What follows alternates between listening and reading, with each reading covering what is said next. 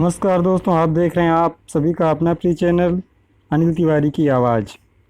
उत्तर प्रदेश सरकार में कैबिनेट मंत्री रहे स्वर्गीय चेतन सिंह चौहान जी के साथ पीजीआई में कोरोना इलाज के दौरान किस तरह का व्यवहार किया गया, आइए देखते हैं। सपा एमएलसी रहे सुनील सिंह साजन ने सदन में जो पोल खोली उसका पूरा वीडियो।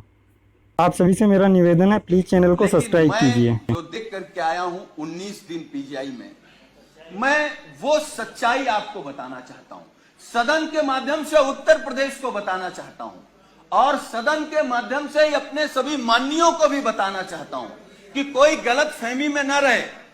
हम तो ये कहेंगे, भगवान से प्रार्थना करेंगे कि किसी को कोरोना ना हो। हमारे ही बगल में, अब हम लोगों के बीच नहीं है, स्वर्गीय चेतन सिंह चौहान जी, मैं 13 नंबर बेड पर था और वो 14 नंबर बेड पर थे। अगर नेता सदन सुनेंगे तो आप भी आश्चर्य रह जाएंगे। मैं 11 जुलाई को दोपहर में एडमिट हुआ और माननीय मंत्री जी 11 जुलाई की शाम को 5 बजे एडमिट हुए। और अब मैं जो कहने जा रहा हूं वो दुर्भाग्य है हमारा भी, माननीयों का भी, और जो लोग अस्पताल में भर्ती हो रहे हैं उनका भी। 8 लोगों का वार्ड, माननीय जी, 8 लोगों का वार्ड, जहां 8 कोरोना संक्रमित लोग होते हैं। डॉक्टरों की, नर्सों की और वहां की टीम आती है तो गेट से ही पूछते हैं कि चेतन कौन है। तो माननीय मंत्री जी क्योंकि बहुत सरल थे, उन्होंने हाथ खड़ा किया। टीम आती है, उन्होंने कहा चेतन आपको कब हुआ कोरोना?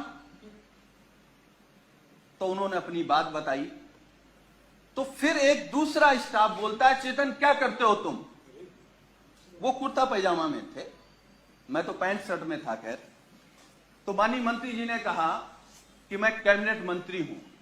तो एक स्टाफ ने कहा कि कहां के? तो उन्होंने कहा उत्तर प्रदेश सरकार।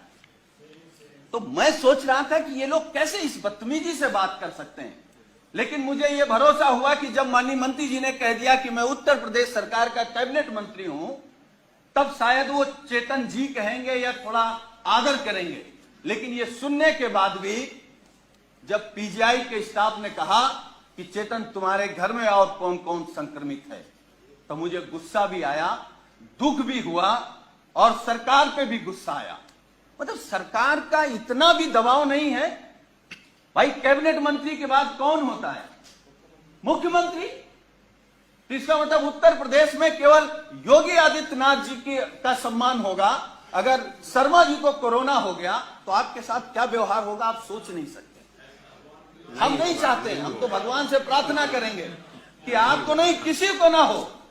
लेकिन उसके बाद मान्यवर, मुझे जब गुस्सा आया, मैं अपना गुस्सा नहीं रोक पाया, तो मैंने डॉक्टर से कहा कि आप जानते हैं कौन है?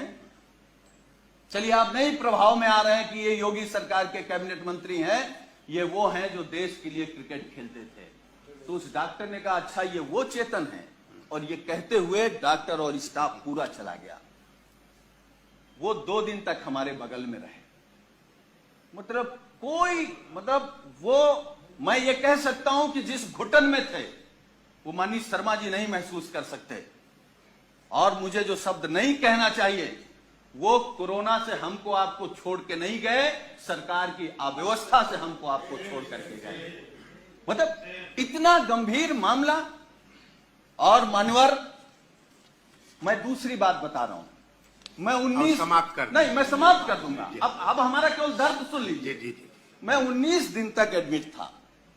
11वें दिन हमारी फिर टेस्ट हुआ, मैं फिर पॉजिटिव आ गया। फिर 4 दिन बाद टेस्ट हुआ, फिर पॉजिटिव आ गया। हमारे माननीय राष्ट्रीय अध्यक्ष, हमारे नेता माननीय अखिलेश यादव जी ने फोन से हमसे कहा कि सरकार का शासनादेश हो गया है कि तुम घर पर रह करके ठीक हो सकते हो, इस सरकार की व्यवस्था पर भरोसा मत करो और जांच करा करके आप लिख करके देख आओ कि हमको इलाज नहीं कराना, हम होम क्वारंटीन रहना चाहते हैं। अब मैं वो बात बताने जा रहा हूं मान्यवर आपको। मैंने राष्ट्रीय अध्यक्ष जी से अनुरोध किया कि एक जांच और करा लेते हैं, हो सकता है कि हम निगेटिव आ जाए।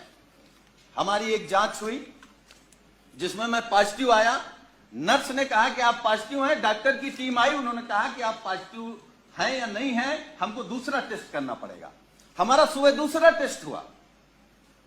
जब दूसरा टेस्ट हुआ, जब शाम को मैंने कहा कि हमारी रिपोर्ट क्या आई, तो उन्होंने कहा कि आपका रेपर बदल गया था, इसलिए शाम को तीसरा टेस्ट होगा।